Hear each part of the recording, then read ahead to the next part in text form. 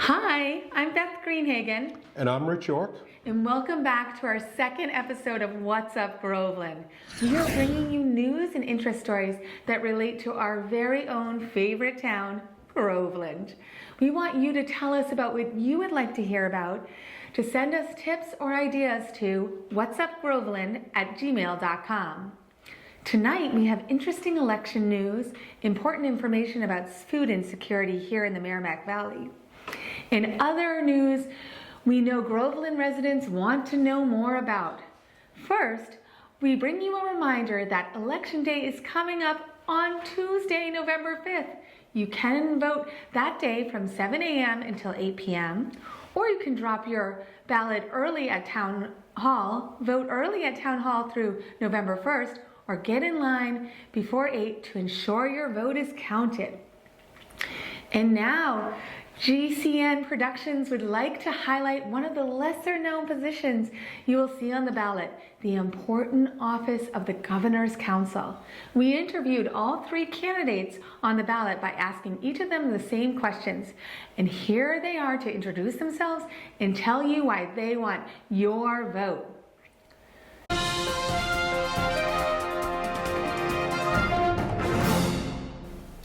Hello, could you tell us your name and the position you're running for? Hi, my name is Eunice Ziegler, and I'm a candidate for Governor's Council District 5 that covers 36 communities all across the Merrimack Valley in Essex County. Could you define the position of Governor's Council? Governor's Council is one of the most important positions that not many people have heard of. It has been around for 244 years, since the Massachusetts Bay Colony days. This role appoints judges, appoints parole board members, and serves as a hearing board for pardons and commutations of jail sentence. They also appoint clerk magistrates and justice of peace, so it's very important. There's 8 members of the Governor's Council. Each member represents 5 state senate districts. Here in District 5, this represents Groveland and 35 other communities. Could you explain why you were running for Governor's Council and what you will bring to the position? So because Governor's Council has such an impact on our lives and not many people know about it, I'm running to bring awareness to this seat. This seat is the foundation of our judicial system. We need representation in this seat that's going to be accessible and open. The Governor's Council historically has been a body that not many people engage with or even know when they meet or what they meet about. I want to change that. When I was a city councilor in Methuen, I was that accessible leader. I made sure people knew when our meetings were, people knew what was on the agenda, people had an opportunity to come and speak with me as their leader in the local government. And so as a governor's counselor, I'd make sure to bring that to you.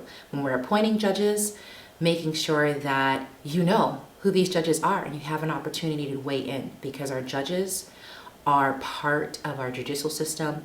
They make up the justice that we're able to see within our state, and we want to make sure we have strong judges that are serving for a lifetime. So that is why I'm running, and I hope you'll consider me on November 5th. So where can people go to find more information about your candidacy? There are so many places you can find me. You can find me online at euniceziegler.com. That's Zeigler, euniceziegler.com. You can find me on Facebook, on Twitter, on Instagram, on TikTok, you name it. I'm accessible to you. You can text me as well. All my information is available to you. Perfect, thank you so much. Hello, could you tell us your name and the position you are running for? Sure. My name is Jody Elliott. I'm running for the Mass Governor's Council. Could you define the position of Governor's Council? Sure. The Governor's Council consists of 8 elected officials from 8 districts, and we are District 5, which is 36 cities, so it's fairly large, very large actually, a lot of traveling. And so what these 8 elected officials plus the Lieutenant Governor oversees it is they advise the governor, and what I see as the main points is that they advise the governor on judicial nominations. So the governor has recommendations to the Governor Council who she wants to be a judge. She also uses the JNC, which is the Judicial Nominating Committee, which is 27 volunteers through her office. So all those names that they comply goes to the Governor Council. And the way I see the Governor's Council, I see it as an investigative. Because I think our main responsibility with judges is to really interview them, get a feel of who they are, because judges have so much power, an extreme amount of power. In fact, that's why I think the Governor's Council should be more transparent, because when you think about judges, they have control over so many aspects of our life, from land to law to just many aspects. So it's a very important body of the government, and I think very important. Could you explain why you're running for governor's council and what you will bring to the position? Okay, I'm not a politician, and I'm an independent, which means I have no party. I'm not loyal to a party, I'm actually loyal to the people.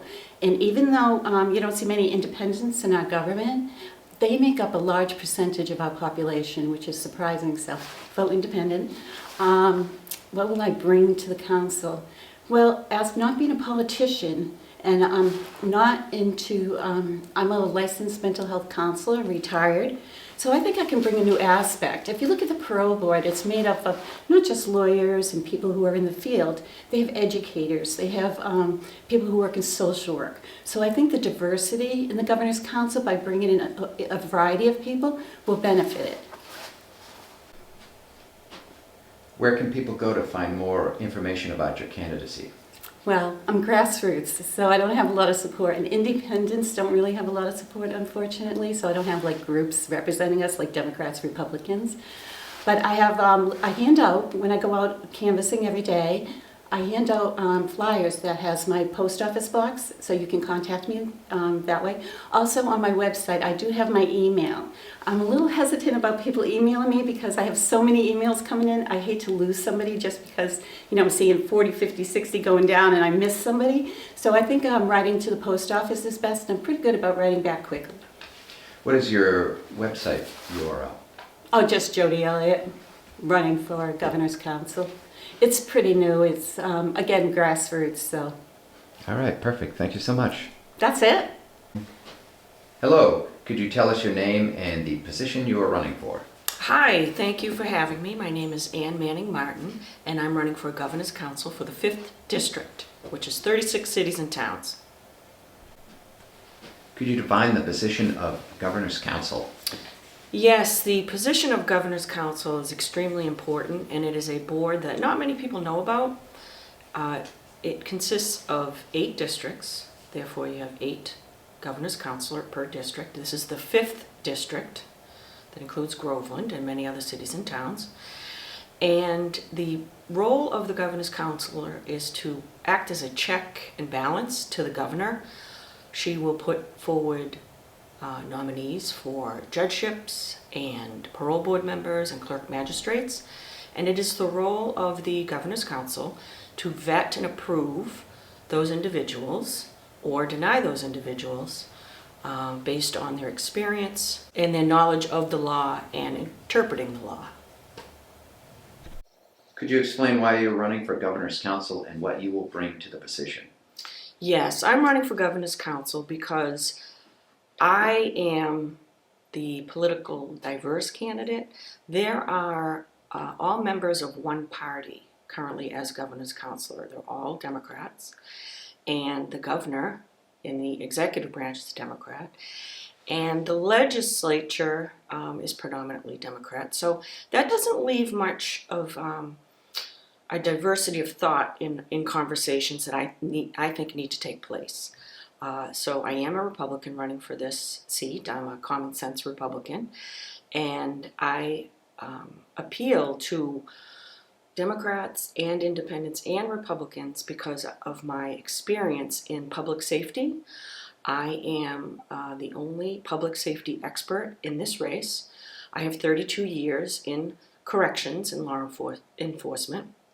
My background, education-wise, is I have a bachelor's degree in criminal justice and a master's degree in criminal justice administration, and I have 32 years working again with the Department of Correction. I also have over 25 years as an elected official in my hometown of Peabody. I had 8 years on the school committee, and I have, I think, 17, I kind of lost track after 10 years as a city councilor at large.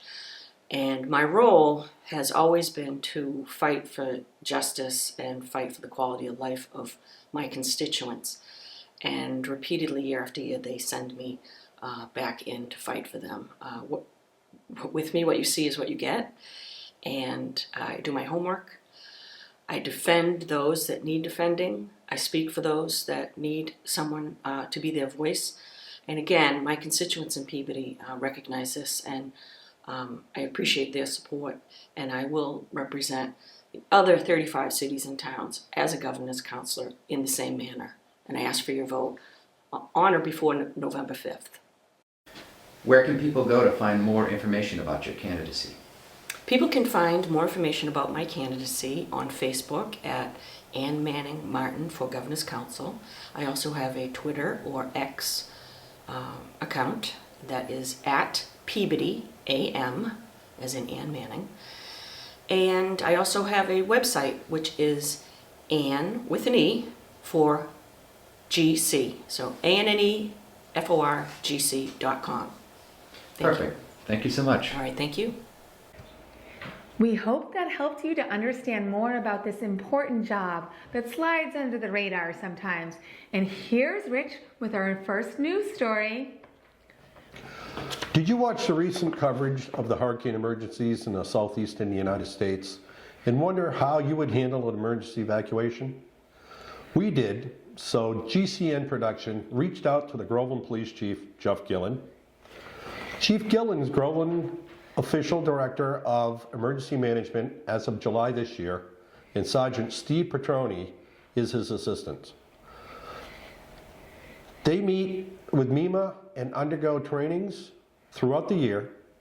He pointed us to the Groveland Police Department's own website, grovelandpolice.com, for some important information, as well as the Massachusetts Emergency Management Agency, or MEMA, and of course the federal agency, FEMA, for tips on being prepared for emergencies.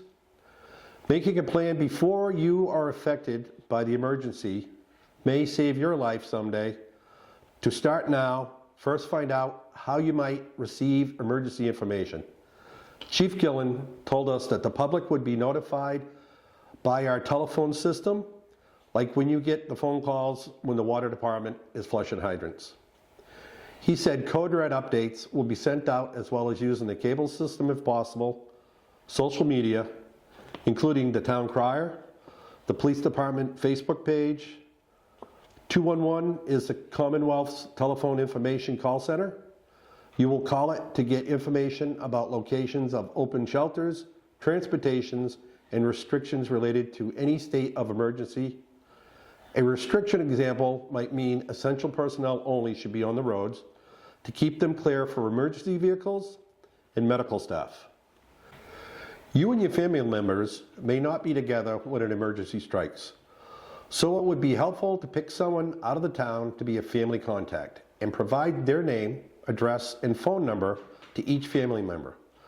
Assemble at least a basic emergency kit in a duffel or a crate that includes several days of water, 1 gallon per person per day, food, flashlight, battery-powered or hand-cranked radio, a NOAA weather radio, a first aid kit, batteries, a whistle, a dust mask or respirator, a plastic shelter or duct tape, a wrench for turning off utilities, a manual can opener, and a map of the area. Do you remember that there are even emergency supplies you should carry in your car, like a blanket and a shovel, among other things? Get all this information and more on the police department website, the FEMA website, or the MEMA website. You can sign up for Code Red on the police department's webpage under resources. The first step is making a plan. Next up, we have an interview we think you'll enjoy with someone you're sure to recognize if you've ever voted at Town Hall.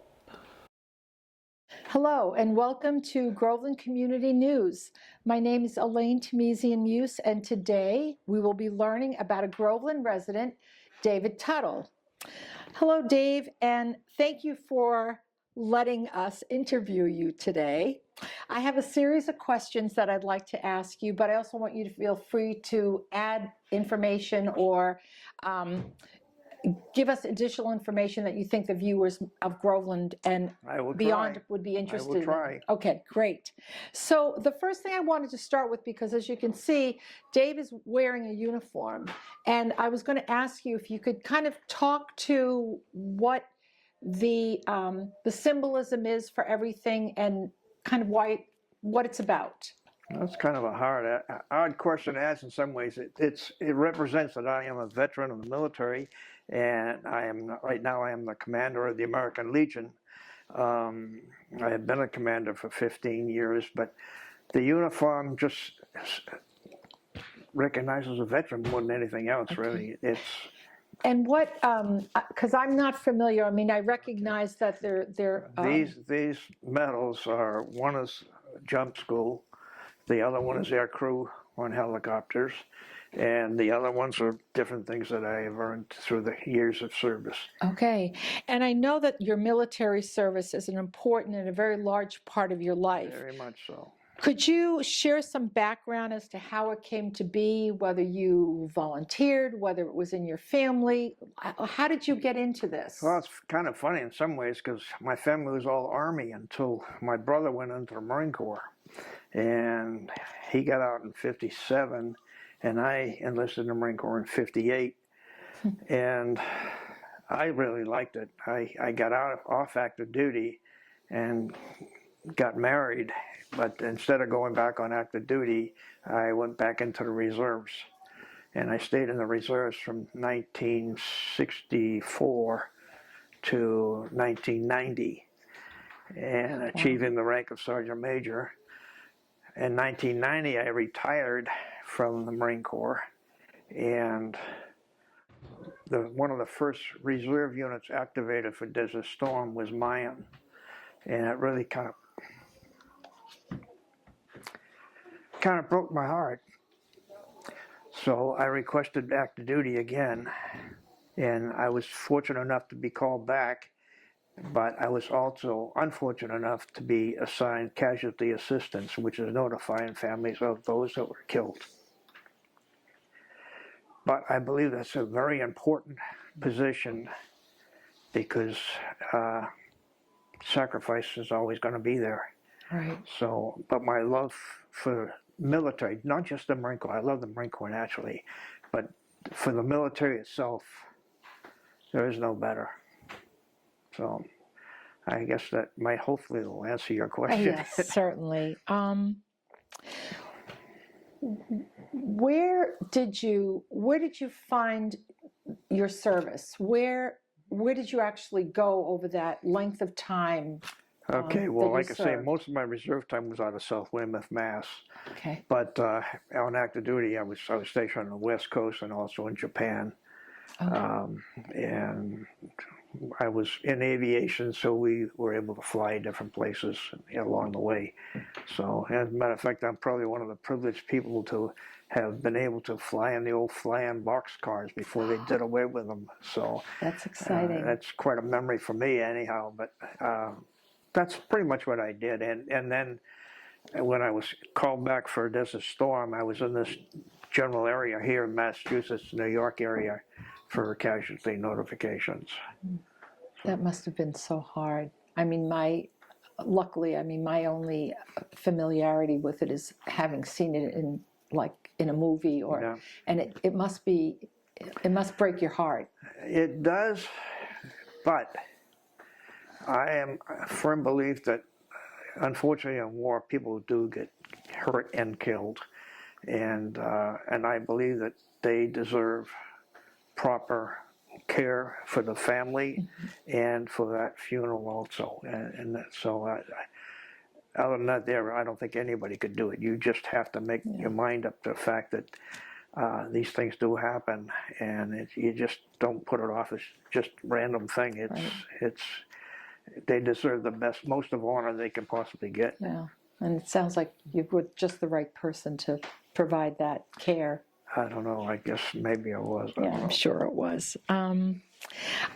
One of the things that came to my mind was, and I could see how painful parts of it are to you even now. And I don't want to cause you more pain, but I wanted to ask you, in terms of when you recollect maybe people you met or things you learned, like what stands out in your mind if you were going to share your history?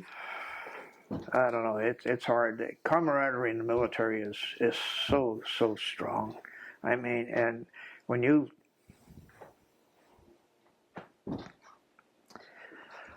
lose a buddy, it hurts. It hurts real bad. One of my closest friends was killed in that Lebanon barracks when they blew them up. In fact, he was getting ready to retire. And this stuff you live with in your memory of these people. And most of the people, unfortunately, most of the people that I serve with are somewhat gone, really. So it's just a love for one another that, unless you put the uniform on and served, you really don't really understand that camaraderie. It's just a tight group. So that's where my love for it goes, I guess. That's beautiful. We could use a little more love right now, couldn't we? We sure could. One of the other questions that I have for you is, what do you wish more people, I mean, I think you might have addressed this already, but I want to make sure we cover it in depth. What do you wish more people knew about veterans? Well, veterans, they sign a piece of paper up to and including their life. And people that haven't served don't understand that statement. And not everybody goes into combat either. I'm not a combat veteran myself, but not everybody goes there. But just like in Vietnam, there was 500,000 troops in Vietnam, but only about 75,000 were in combat at one time. That means there's a lot of backup people to back those people up. I, unfortunately, like most people my age, lost a lot of friends that went to Vietnam, and it hurts. It really does.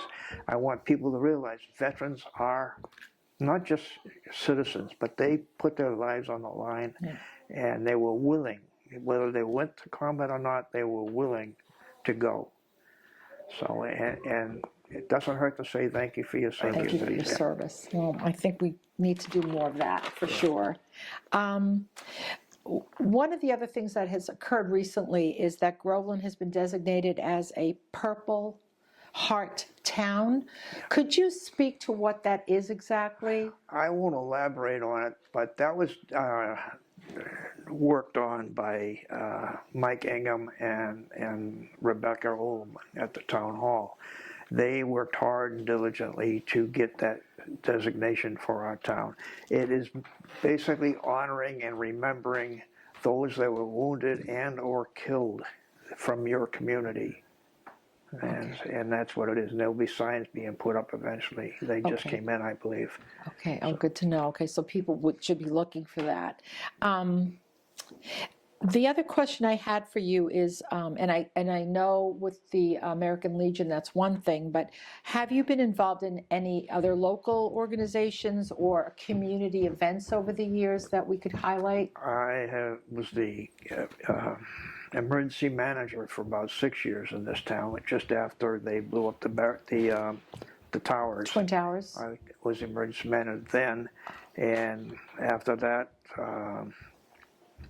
I worked the loading poles, and I also work over at the compost area. And to me, it's a privilege to be doing these things. I get to meet the townspeople. Yeah. And because I kind of like to talk, I guess, anyhow. But me too. But because of that, I really enjoy doing what I do, because I get to see people that I work nights when I work the civilian jobs, and so I didn't get to know too many people in this town. Right. Okay. I have a different kind of question now. With your background and experience, what advice would you give to younger generations about maybe life in general or anything in particular? Remember, it's a privilege to live in a free country at cost. And I'd love to see every young person go into the service. I really would. I think it's one of the greatest things you can do to learn discipline and to learn respect. But the most important thing is just respect what you have. It's free right now, and we could lose it overnight. And it's the next generation that we have to rely upon. It's not me or you, it's the next generation that we need to be able to trust it, be able to turn the reins over to them. That's all there is to it. Right. So I was thinking about another question about because you have quite a length of service, a lot of it military, but other kinds of service too. How has that informed your life today?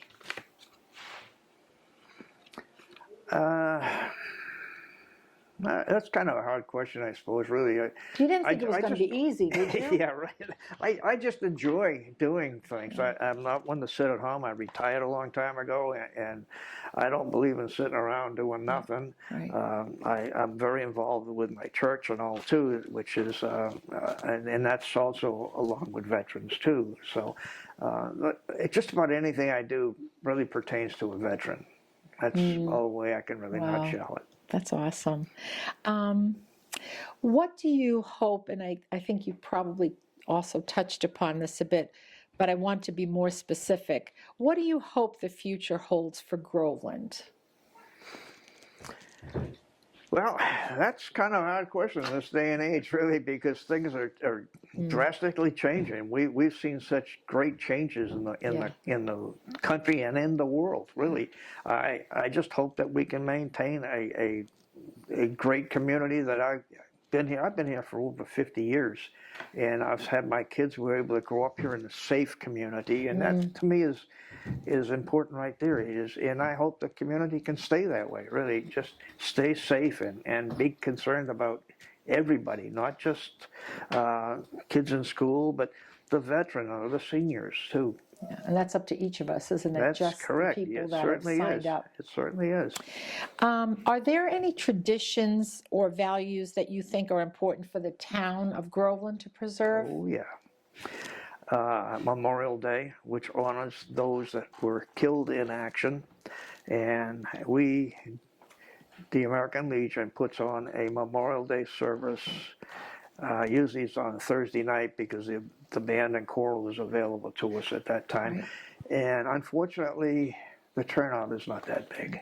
It really isn't, and it's every year, so it's not a case I didn't know. But and I would like to see more people concerned about what it really means on Memorial Day. And then we have Veterans Day, which is coming up in 2 weeks, 3 weeks, something like that. And that one there is to honor all veterans. That is not just those who were killed in action. That's to honor anybody that put a uniform on. And that one there, actually in the last 3 years now, my wife has been running that one because we got to thinking, why should veterans honor veterans? So she brought up the idea, why don't we get people within the community to speak, and so the last 3 years now, it's been my wife's chore to get it going. That's really, awesome. And she's done a great job at it too, really has, because she's very dedicated to helping out as far as veterans go. And that, like you said, is coming up very shortly. Veterans Day is November 11th, as people know. The recognition of that day is on that day. That is correct. So November 11th, it's a national holiday. That's correct. And a state holiday. At 10:30 at the fire station on Main Street, we went inside because so many different times it either was so cold out there or it was raining, doing it outside, and we'd have to move in. So we finally have decided that it's better to just be inside, and it's worked out much better. So people can count on that on November 11th. There is seating too. We have the Boy Scouts are great at helping us out getting the seating and stuff done for the program. And having been to many of the November 11th memorials, I can say that it's done with great respect, and It's just so important. And for people that don't say they don't have time, it's not a lot of time. It might be an hour. Just about an hour. And I think an hour out of 365 days is not asking a lot for people that have served their country and served our community. So that's my 2 cents. So this should be a very easy question, I think. What is your favorite place in Groveland? I don't have one. Oh, I don't have one because I love the town. okay. I really, this town is just, it's been great, really. I know we got our problems and getting around that too, but at the same time, it's been a great town to raise a family in, and I hope it just stays that way, really. Me too. So as we come to the close of our time together, didn't it go fast? Yeah. Yeah, see? What brings the most joy to your life right now? I would say still veterans. My family, naturally. Yes. That's ultra priority. My wife, my kids, my grandkids, great-grandkids, yeah. But outside of my family, it's still going to be veterans, no matter what I do. It's beautiful. So as a reminder to our community, I would like to say that Veterans Day is coming up November 11th. And the ceremony is at 10:30 at the Town Fire Department, correct? Station, It's right. indoors, so rain or shine, the veterans are going to be there, and so should we. Can I say one more Yes, thing? of course. If you're a veteran in this town, think about joining the American Legion. It's camaraderie, it's veterans associated with veterans. And we don't do a whole lot because we're a small community, don't have a lot we can do. But at the same token, it's just getting together and enjoying our company. And if people are interested in learning more about the American Legion, what should they do? Contact me, and my information, I believe, is at the Council of Aging. Okay, the And Council on Aging. I'm sure you can find me easy enough in this town Okay, anyhow. we'll find you either at the compost place or somewhere else that right. you're volunteering. And thank you, Dave. You're welcome. I'm glad I have mixed emotions about doing this, I'll admit it, but thank you. Thank you. Okay, and thank you so much to everyone who's viewing our program today. It's a volunteer effort, Groveland Community News, and we look forward to future episodes. And again, thank you, David. Okay, thank you.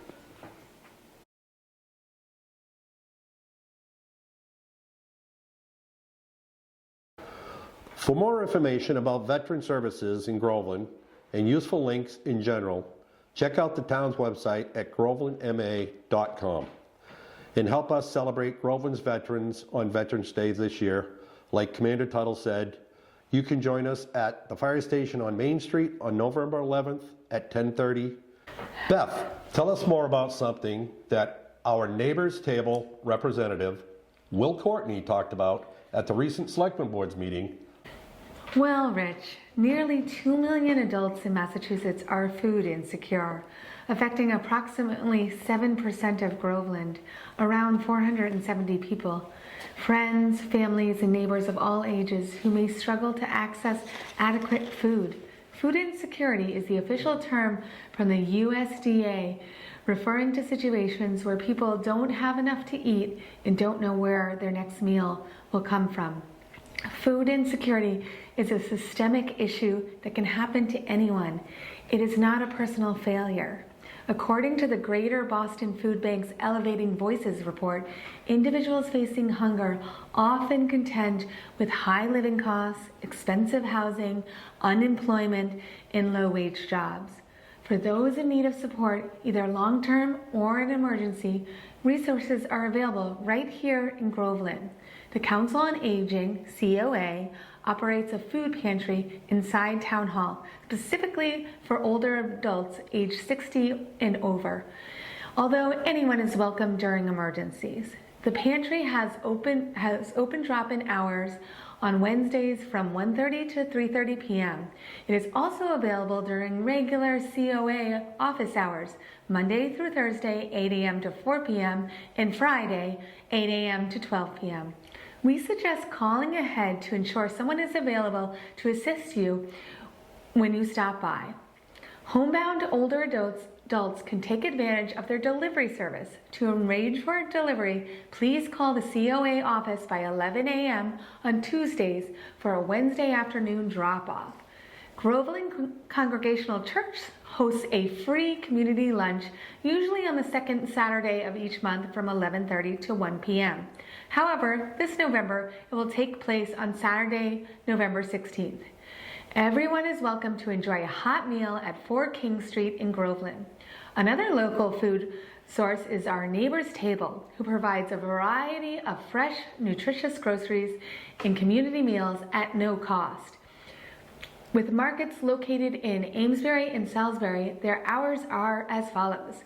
In Salisbury, located at 114 Bridge Road, Monday and Tuesday from 11 a.m. to 4 p.m.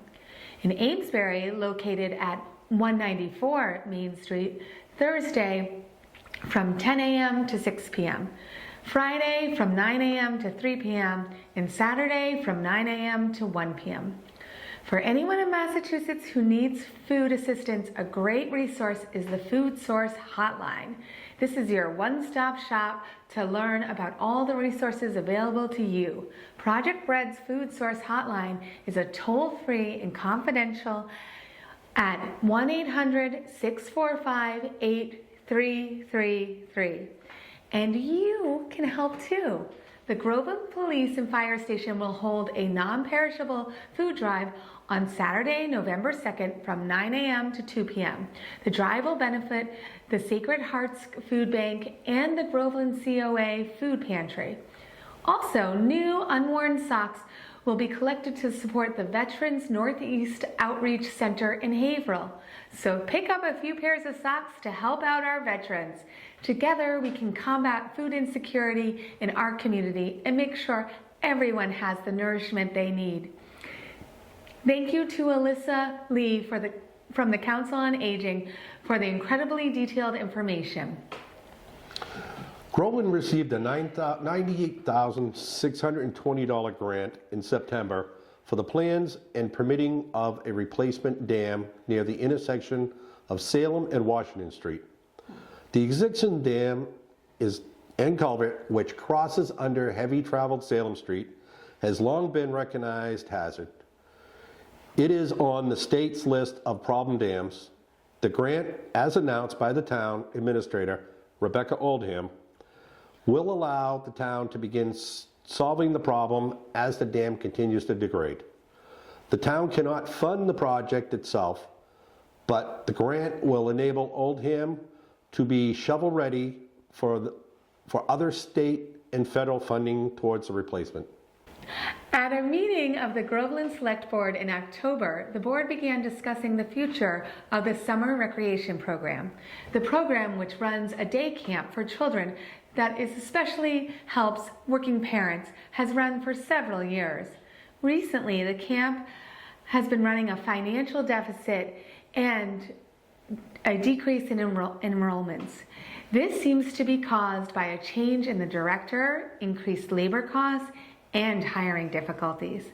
The board was concerned about the finances and the town's liability and decided to have the town administrator research changes to the program. The program is important to residents. Another local summer camp, Treetop, is located at VC Park and runs successfully according to its director. The Groveland Community Preservation Committee, which oversees distribution and takes requests for the town's CPA funds, recently announced its 2025 request for proposals. The document is available on the town's website, CPA page. Proposals will be accepted until December 31st this year. Projects must only address historic preservation, open space, community housing, or recreation. More information about the requirements is on the website. The Select Board received updates on 2 town-voted CPA projects, and work continues towards their completion.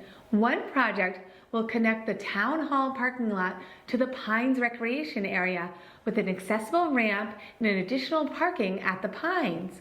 The other project will enhance parking at Shanahan Field, as we reported last month. Bids were accepted in October for both projects and awarded to Belco Landscaping of Salem. The hope is for completion in 2025 and will help residents and visitors use these popular sites with increased safety and accessibility. And now we'd like to wrap up with some images from the Pine Speedway reunion that happened last month and Pumpkin Fest, which as usual was a big hit. Special thanks to Matt Guillory for covering the reunion and to Tracy Guilford for his photos of Pumpkin Fest and past Veteran Day celebrations. Our own Beth Greenhagen sent some photos of Pumpkin Fest too. Until next month, Groveland, thank you for watching.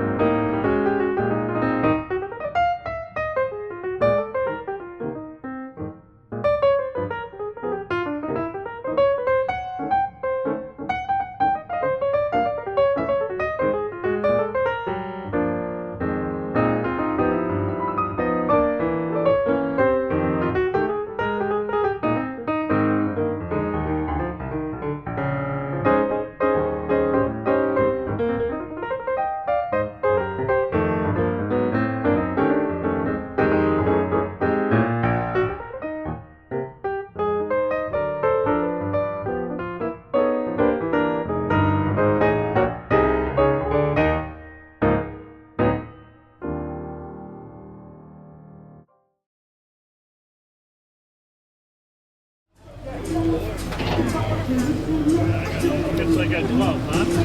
Oh, it's in there.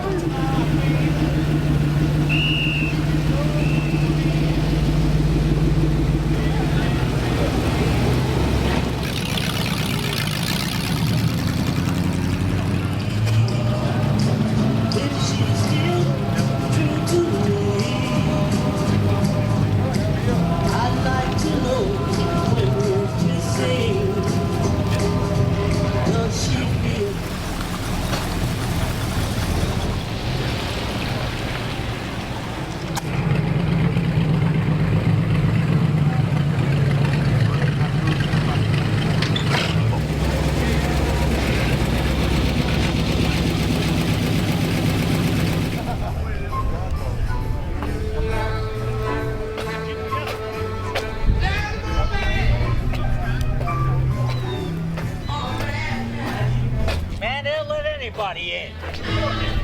I shut up and kept doing it.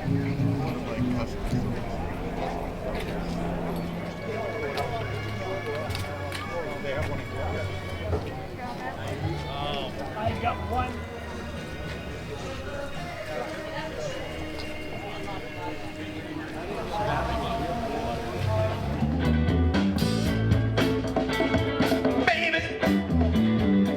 Throw that love my way.